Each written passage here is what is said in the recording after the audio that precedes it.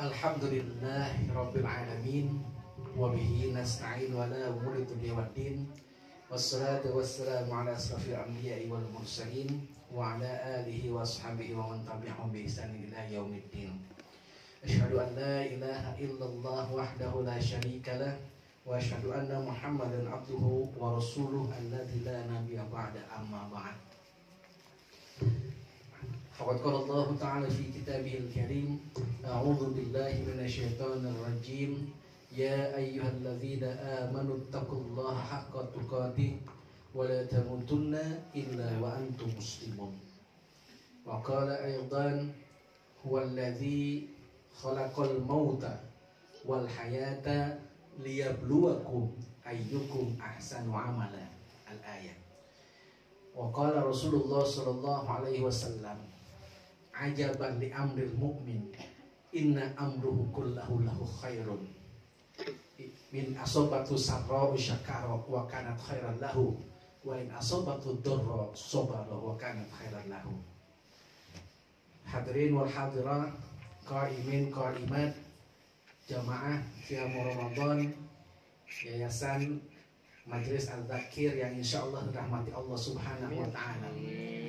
Segala puji dan syukur marilah kita kembalikan kepada Allah Subhanahu wa taala yang Maha Ghafur, yang berkat ridho serta inayahnya Allah masih memperkenankan kita untuk dapat sama-sama merasakan berbagai macam nikmat dan karunia-Nya yang diberikan kepada kita, baik dalam bentuk nikmat iman, nikmat Islam maupun nikmat sehat, sehingga alhamdulillah sampai pada malam hari ini kita masih dapat sama-sama mewujudkan ketaatan kita kepada Allah Subhanahu wa taala dengan kita mampu untuk menjalankan salah satu ibadah yang diamanahkan kepada kita, yakni adalah mendirikan ibadah sholat isya berjamaah. Dan alhamdulillah pula dalam keberadaan kita di bulan Ramadan 1445 Hijriah 2024 Masehi ini, kita pun masih tergolong mampu untuk menunaikan amaliyah ibadah yang diamanahkan kepada kita. Di antaranya kita mampu untuk menjalankan ibadah shaum pada waktu siang hari tadi hingga berbuka, dan insya Allah di malam hari ini kita pun akan menyempurnakan pelaksanaan ibadah qiyam Ramadan kita, yang tentunya menjadi harapan dan doa kita.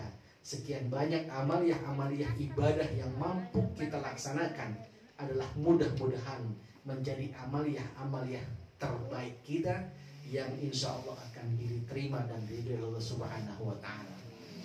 Salawat serta salam semoga senantiasa tercurah kepada Nabi Muhammad sallallahu alaihi wasallam, suri tauladan sekalian ummah pembawa risalah yang hak, yaitu ad-dinul Islam, yang al-Islam adalah merupakan satu-satunya agama yang dibenarkan, diridhoi dan diterima di sisi Allah Subhanahu wa taala berdasarkan kepada apa yang Allah Subhanahu wa taala nyatakan sendiri di dalam Al-Qur'an, di mana Allah menyatakan barang siapa mencari agama selain daripada Islam, maka agama yang dicarinya itu adalah merupakan agama yang tertolak. Dan orang-orang yang mencari agama selain Islam akan Allah golongkan dalam golongan orang-orang yang merugi pada hari akhir nanti. Na'udzubillahi min dzalik, semoga bukan kita yang termasuk di dalamnya. Para jamaah qaimin qaimat rahimana wa rahimakumullah. Alhamdulillah di malam hari ini saya masih diberi kesempatan untuk bersilaturahim dengan para bapak dan ibu sekalian jamaah Majelis Al-Dzakir, yang tentunya ini adalah merupakan sebuah kebahagiaan yang patut saya syukuri. Lewat sebuah pantun ingin saya menyampaikan. Boleh saya pantun, Bu? Boleh. Boleh. Belum ya. Mangga gedong buah kueni. Di Jalan Cikini bareng Bu Ida. Ya, ada namanya Bu Ida di sini. Ada. Ada, aman berarti. Ada. Sungguh boleh dong saya berbahagia ada di sini. Boleh. Karena akan beribadah bersama bapak dan ibu yang saya lihat makin awet muda. Pengaji nggak ada tuanya, saya lihat ya kan, luar biasa gantengnya masih aja nempel gitu. Amin. Saya khawatir di pengkolan-pengkolan banyak anak sih ya. Tapi insya Allah hatinya Bang Haji udah nggak bisa kemana-mana. Amin. Aman kan ya, insya Allah. Bapak beliau sih insya Allah. Nah, para bapak dan ibu sekalian, dalam kesempatan ini izinkan saya untuk mengajak kita mencoba mencermati salah satu dari firman Allah Subhanahu wa taala yang saya sih yakin ini ayat adalah merupakan ayat yang akrab di telinga bapak dan ibu sekalian. Karena terdapat di dalam sebuah surat, yaitu surah Al-Mulk. Kalau bahasa orang tua kita bilang surahnya surah Tabarok. Disebutnya surah Tabarok. Yaitu ayat yang kedua, di mana Allah menyatakan a'udzubillahi minasyaitonirrajim, huwallazi khalaqal mauta wal hayata liyabluwakum ayyukum ahsanu amala. Setiap baca ayat ini merinding saya. Hal ini dikarenakan Allah mengingatkan kita dua hal. Yaitu Allah menyatakan huwallazi, dialah Allah yang khalaqal mauta, menciptakan al-maut, yaitu kematian, wal hayata, dan kehidupan, liyabluwakum ayyukum ahsanu amala, dengan fungsi agar Allah Subhanahu wa taala memberikan hal tersebut sebagai ujian buat kita, untuk Allah bisa mengetahui siapa di antara kita yang mampu melahirkan amalan yang bukan sekedar amal, tapi adalah ahsanu amala, amal yang paling baik. Para bapak dan ibu sekalian yang dirahmati Allah Subhanahu wa taala. Apa sebab saya sebut ketika membaca ayat ini, kalau kita meresapinya akan membuat bulu kita berdiri. Hal ini dikarenakan di awal ayat Allah Subhanahu wa taala ingin menegaskan sesuatu kepada kita sekalian. Apa yang ditegaskan? Yang ditegaskan adalah bahwasanya Allah Subhanahu wa taala betul-betul menyertai perjalanan kehidupan makhluk ciptaannya, yang dalam hal ini adalah konteksnya kita selaku manusia. Allah sertai kehidupan kita dengan yang disebut sebagai kematian.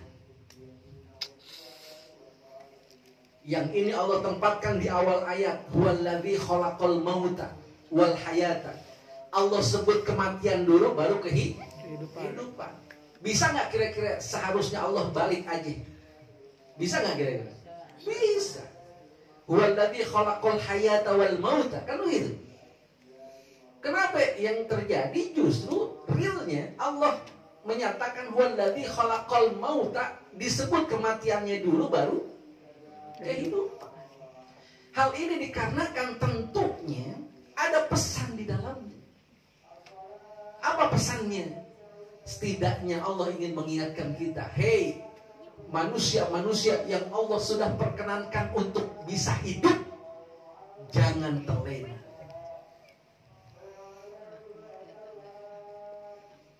Dikarenakan bagi setiap yang hidup pasti akan mati.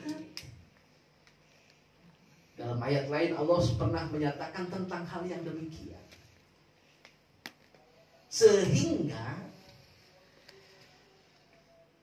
ketika kita mendapati bahwa memang peristiwa antara hidup kemudian mati adalah merupakan satu dari sekian banyak hal yang menjadi realitas dalam kehidupan kita, maka ini adalah seharusnya kita ambil sebagai sebuah pelajaran. Ketika barangkali ada di antara sanak famili kita, orang-orang terdekat kita, orang-orang yang paling kita kasihi dan kita sayangi, Allah Subhanahu wa ta'ala panggil terlebih dahulu keharibaannya. Maka dengan ayat ini semoga kita bisa teringatkan bahwa memang ini sudah Allah peringatkan buat kita, bahwa setiap yang hidup Allah iringi dengan kematiannya. Bagi kami para suami misalkan, ketika kami ditinggal wafat oleh istri, oleh orang yang kita sayangi, oleh yang setiap harinya memberikan perhatian buat kita, tentunya itu adalah sesuatu hal yang berat. Namun ketika kita mengingat kembali bahwa Allah Subhanahu wa ta'ala lah yang telah mentakdirkan hal tersebut, maka yang harus kita coba lakukan adalah mensikapinya dengan sikap yang terbaik. Kalau hal tersebut ditinggal oleh orang-orang terdekat kita, ditinggal oleh orang-orang terkasih, tersayang kita, adalah merupakan sebuah musibah atau sebuah ujian buat kita, maka mensikapi atau sikap terbaik dalam mensikapinya adalah dengan kita bersabar terhadap musibah atau ujian itu. Hal ini kita coba kembalikan kepada Allah Subhanahu wa ta'ala. Karena memang yang tadi disebutkan dalam ayat itu, Allah lah yang menciptakan kematian dan kehidupan bagi hamba-hambanya. Ketika kita bersabar terhadap musibah yang kita rasakan, ternyata itu adalah merupakan salah satu dari sekian banyak ahsanu amala yang hendak atau yang diharapkan kita mampu untuk bisa melaksanakannya.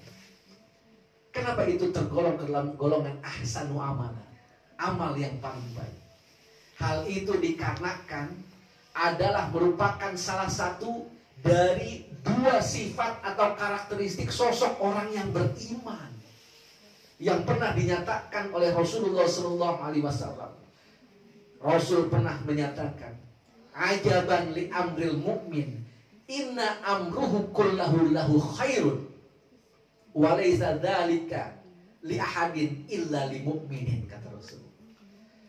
Rasul pernah menyatakan, ajaban li amril mu'min, alangkah menakjubkannya, alangkah luar biasanya, alangkah istimewanya, alangkah spesialnya sosok seorang yang beriman. Apa istimewanya orang yang beriman? Apa hal yang menakjubkan dari sosok orang yang beriman menurut Rasulullah SAW? Sampai Rasulullah menyatakan, walaisa dzalika li ahadin illa li mu'minin. Yang hal ini, hal-hal yang menakjubkan, hal-hal yang istimewa, hal-hal yang merupakan spesial dari sosok orang yang beriman ini, nggak bakal ada yang bisa ngelakoninnya kecuali hanya orang yang beriman, kata Rasulullah. Dengan kata lain, maaf, orang kafir nggak mampu untuk melakukan ini. Orang munafik nggak mampu untuk melakukan ini. Orang fasik nggak mampu untuk melakukan ini. Cuma orang yang beriman yang mampu melakukan ini. Apa itu? Dua hal. Rasulullah SAW menyatakannya. Yang pertama, in asobathu sarra'u syakara wa kanat khairan lahu wa in asobathu dharra sabara wa kanat khairan lahu. Dua hal yang menakjubkan Rasulullah SAW dari sosok seorang yang beriman, yang Rasulullah menganggapnya inilah keistimewaan dari sosok orang yang beriman. Yaitu apa? Yang pertama, orang yang beriman apabila merasakan sesuatu yang memberikan kesukacitaan, sesuatu yang dirasakan oleh dirinya ini adalah hal yang membahagiakan saya, maka ketika itu yang dirasakan, orang yang beriman tidak lantas sombong, tidak lantas takabur, tapi yang merupakan karakteristik dari sosok orang yang beriman ketika mendapatkan kenikmatan, kebahagiaan tersebut adalah dia mampu mensikapinya dengan sikap yang terbaik, dengan sikap ahsan muamalah. Apa kira-kira? Dia bersyukur terhadap apa yang dia dapati dari Allah Subhanahu wa ta'ala. Sedikit ataupun banyak yang Allah berikan sebagai rizki buat dirinya, maka dia mampu untuk mensyukurinya. Besar ataupun kecil, apabila itu adalah merupakan yang Allah berikan buat dirinya sebagai rizki dari Allah, maka dia mampu untuk mensikapinya dengan sikap terbaik, dengan sikap ahsanu amalah, yaitu apa? Dia mampu mensyukurinya. Jangan sampai yang kejadiannya kayak ibu-ibu di belah sono, Bu. Lakinya pulang, assalamualaikum, waalaikumsalam. Abang, iya neng, bang, dapat berapa ini hari ngojek? Ya neng, Allah kasih cobaan kita.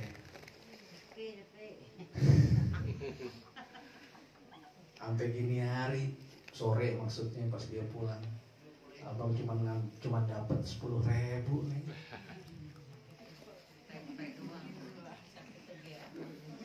Bini yang di belah sono nggak ada di sini mah, di daerah sono. Lu dari pagi sampai sore gini bang, cuma dapat ceban, ngapain aja lu? Tidur Ustaz. Ya.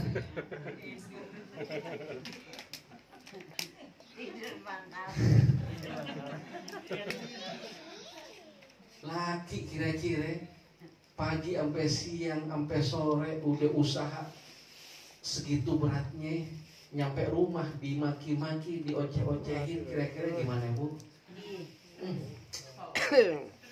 Sedih.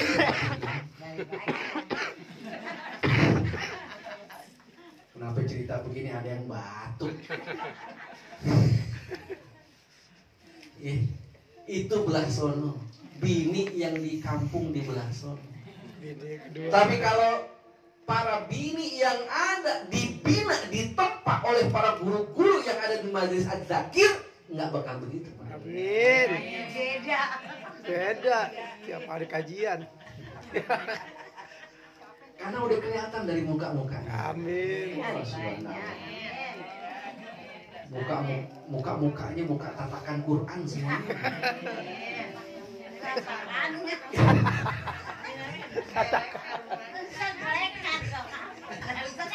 Bukan, maksudnya tempat yang digunakan untuk sesuatu hal yang menenteramkan jiwa, gitu maksudnya. Alhamdulillah, ngeles bisa juga. Ya. Kalau ibu-ibu atau bini-bini yang ada di sini, laki cuma dapat rizki 10.000 dari pagi sampai sore, itu masih disebut alhamdulillah bang. Yang penting lu selamat nyampe. Iya, dicium dah. Paling ujungnya begitu. Ya udah bang, wayahnya ente makan nasi ame air garam kan gitu. Cuman cepet.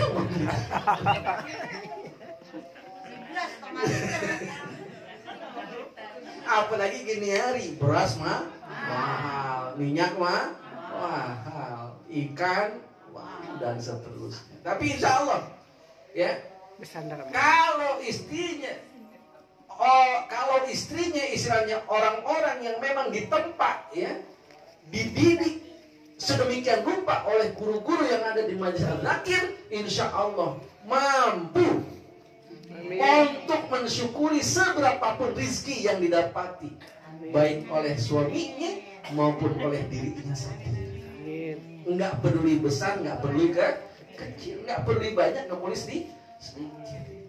Karena sudah terbina keimanannya dan sudah memang merupakan sosok seorang yang beriman. Gitu. Dan yang kedua, hal yang menunjukkan sesuatu yang menakjubkan dari sosok seorang mukmin menurut Rasulullah SAW adalah wa in asobathu dharra sabara wa kanat khairan lahu. Ketika, kalau yang tadi kan yang didapetin adalah hal yang membahagiakan, kenikmatan dan seterusnya. Tapi kalau yang sekarang ini yang kedua, ketika yang dirasakannya itu adalah sesuatu yang memadaratkan dirinya, sesuatu yang membuat duka cita, sesuatu yang mungkin dirasakan sulit, dirasakan pahit, maka orang yang beriman juga mampu untuk mensikapinya dengan sikap terbaiknya, dengan sikap ahsanu amalaknya, yaitu apa? Dia bersabar terhadap musibah atau ujian yang didapatinya dari Allah Subhanahu wa Ta'ala. Ujian yang paling berat adalah ketika ditinggal oleh orang-orang yang kita cintai, ketika ditinggal oleh orang yang terdekat dari kita. Oleh karenanya, maka tepat kiranya ketika kita mensikapi itu dengan sikap yang baik, yaitu adalah bersabar terhadap segala macam ujian yang kita jalani. Nah, oleh karenanya dalam kesempatan yang berbahagia ini, kita sudah Allah berikan izin untuk berada di bulan Ramadan 1445 Hijriah 2024 Masehi. Esensi dari Ramadan dengan ibadah saum yang kita laksanakan adalah melatih kita untuk mampu mensikapi segala macam yang kita dapati dalam hidup ini dengan sikap terbaik kita yang ada dalam dua hal tadi. Apa-apa yang tadinya buat kita adalah halal untuk kita lakukan di waktu siang hari, dari mulai terbit fajar sampai terbenam matahari, di luar bulan Ramadan adalah sesuatu yang diperkenankan kita untuk melaksanakannya. Makan di siang hari di luar Ramadan adalah itu yang memang kita jalankan. Minum juga demikian. Kemudian berhubungan suami istri barangkali juga pernah di antara kita melakukannya pada waktu siang hari. Namun ketika kita masuk ke dalam bulan Ramadan, semuanya itu diatur oleh Allah Subhanahu wa Ta'ala agar kita tidak melaksanakannya. Ini bergantung kepada keimanan kita. Kalau kita memiliki iman yang kuat, maka niscaya aturan yang Allah tetapkan itu akan mampu untuk kita jalankan. Meninggalkan makan minum di siang hari, meninggalkan berjima dengan istri di siang hari, dikarenakan itulah yang ditetapkan atau diatur oleh Allah Subhanahu wa Ta'ala, maka dengan keimanan kita mampu untuk menunaikannya. Yang padahal esensi daripada ibadah yang Allah amanahkan kepada manusia itu pada dasarnya adalah memang segala macam hal yang sulit. Sholat Allah amanahkan pada awalnya kepada kita, itu adalah sesuatu hal yang sulit. Kita pahami bahwa ketika Allah Subhanahu wa Ta'ala hendak mengamanahkan ibadah sholat yang 5 waktu, pada awal mulanya Nabi Muhammad SAW itu mendapatkan amanah untuk melaksanakan sholat berapa sehari semalam? 50 waktu. Tentunya itu ada sesuatu hal yang berat. Yang kemudian ternyata Allah Subhanahu wa Ta'ala dengan kemarahiman dan kemarahmanan Allah menguranginya hingga sampai kemudian hanya 5 waktu sehari semalam. Yang itu pun pasti tetap akan terasa berat kecuali kalau ada keimanan. Haji ibadah yang berat nggak kira-kira? Berat. Belum kita sebutin, udah disebutin duluan. Ada enaknya di majalah Zakir itu begini nih. Udah selesai aja disuruh kamu dah. Udah pada pinter-pinter soalnya jemaahnya. Amin. Haji ibadah yang berat. Bukan cuma urusan mengenai masalah istitoah, kemampuan dalam aspek lahir, tapi juga harus punya kemampuan atau istitoah dalam aspek fulusia, yaitu aspek fulus, yang ternyata dari tahun ke tahun nggak pernah turun, malah dari tahun ke tahun terus naik. Kenapa? Salah penyebutannya. Kita nyebut itu adalah ibadah naik haji. Ya disebut naik haji, maka tiap tahun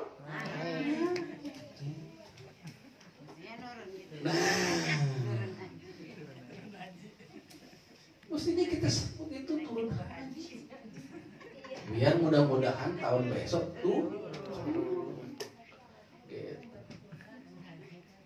Dan sampai kepada pelaksanaan ibadah saum Ramadan pun tentunya adalah sesuatu hal yang ibadah yang kita rasakan pastinya awalnya adalah makan di siang hari yang biasanya kita lahap banget, bisa 2 piring, 3 piring, 4 piring gitu. Nah, jengkol, nasi anget-anget, sambal terasi, ikan asin, sampingnya sawah. Udah. Mertua lewat nggak kelihatan bu. Nggak ada dong. Udah nggak ada. Gitu. Itu yang biasa kita lakukan masuk Ramadan. Kita kudu ninggalin. Minum juga demikian. Wah, teh manis, teh pahit, teh asin, apalah biasanya di hari-hari di luar Ramadan kita tubruk gitu. Tapi pas Ramadan kita tinggalin. Bercampur dengan istri juga demikian. Apalagi pengantin baru, ada pengantin baru di sini Pak Haji? Hah? Wah, kalau pengantin baru mah cari lagi. Ya. Udah deh, nggak usah dibilang deh. Siap. Senggol dikit bungkus. Ya, ada yang ngahai gitu. Nggak peduli pagi, nggak peduli siang, nggak peduli malam ya. Di luar bulan Ramadan tubruk itu. Tapi pas kita masuk di bulan Ramadan bagaimana? Kita harus tahan.